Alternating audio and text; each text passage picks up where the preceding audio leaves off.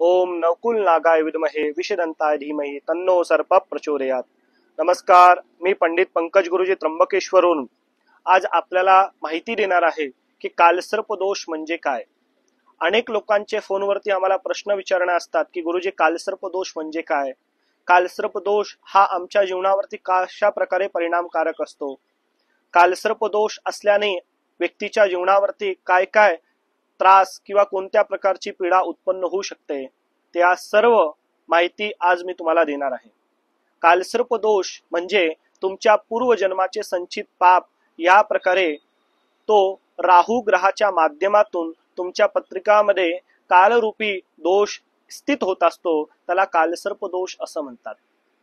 जेव्हा जन्मकुंडलीमध्ये राहू आणि केतू दोन्ही ग्रह एकत्रित येऊन त्या दोन्ही ग्रहांच्या मध्यमध्ये सर्व ग्रह स्थित होतात, तेव्हा पत्रिकामध्ये कालसर्प दोष तयार होत असतो।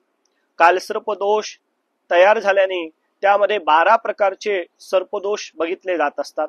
त्यामध्ये सर्वात पहिले अनंत, कुलिक, वासुकी, शंखपाल, पद्म, महापद्म, तक्षक, कर्कोटक, शंखचूर्ण, घातक, विष्ठर आणि शेष अशा प्रकारचे कालसर्प दोषचे प्रकार असतात। व्यक्तीच्या जन्मकुंडलीमध्ये ज्या कोणत्या प्रकारचा कालसर्प दोष असतो तशाच प्रकारे व्यक्तीच्या जीवनावरती तो अशुभ फळ सुद्धा प्रदान करत असतो। जर जन्मकुंडलीमध्ये अनंत नावाचा सर्पदोष असेल तर अशा व्यक्तीला सतत मानसिक तणाव लागून राहणं, त्याच्या कुटुंबामध्ये त्याची सामाजिक प्रतिष्ठा बिघडणे, व्यक्ती कोणतेही काम करायला जात असेल तर त्या कामामध्ये सतत अडचणी येणे, त्या कामामध्ये त्याला यश न मिळणे, अशा सर्व प्रकारच्या पीडा अशा वेगवेगळ्या प्रकारच्या सर्पदोषमुळे व्यक्तीच्या जीवनावरती उत्पन्न होत असतात। आणि कालसर्प दोष जेव्हा जन्मकुंडलीमध्ये असतो त्यावेळेस व्यक्तीला त्याच्या बाल्य अवस्थेपासूनच त्याला सतत काही ना काही कष्ट त्याच्या जीवनामध्ये लागून राहतात।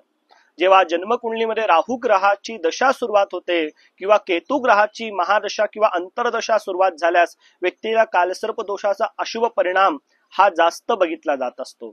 आणि त्यामुळे व्यक्तीच्या कामामध्ये सतत अडचणी येणे, व्यक्तीच्या आरोग्य व्यवस्थित नसणे, तब्येती बाबतीत अनेक प्रकारचे अडचणी लागून राहणे, एवढेच नव्हे तर मूलबाळ न होणे, व्यक्तीच्या शिक्षणामध्ये अडथळे उत्पन्न होणे, व्यक्तीच्या घरात पैसे न टिकणे, सतत घरामध्ये वादविवाद होणे, व्यक्तीचं लग्न कार्य न होणं, या अशा प्रकारची पीडा कालसर्प दोषमुळे होत असते। आता त्याच्या निवारणासाठी सर्वात सोपा उपाय म्हणजे आपण त्र्यंबकेश्वरला येऊन कालसर्प शांती जर व्यवस्थित शास्त्रोक्त पद्धतीने केली तर हा दोष पूर्णतः नाहीशी होऊ शकतो।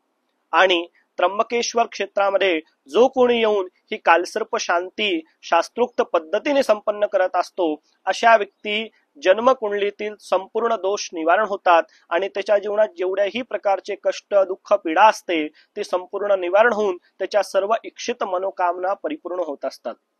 ज्याला कोणा व्यक्तीला कालसर्प दोष पूजाबद्दल संपूर्ण माहिती हवी असेल किंवा याचा संपूर्ण दोष निवारण करायचा असेल तर आमच्या स्क्रीनवरती दिलेल्या नंबरवरती आमच्याशी संपर्क साधावा, ज्यांच्याकडून तुम्हाला संपूर्ण माहिती कालसर्प दोषची प्रदान करण्यात येईल आणि त्याचा संपूर्ण निवारणही शास्त्रोक्त पद्धतीने आम्ही त्याचं करून देऊ। त्र्यंबकेश्वर भगवान की जय।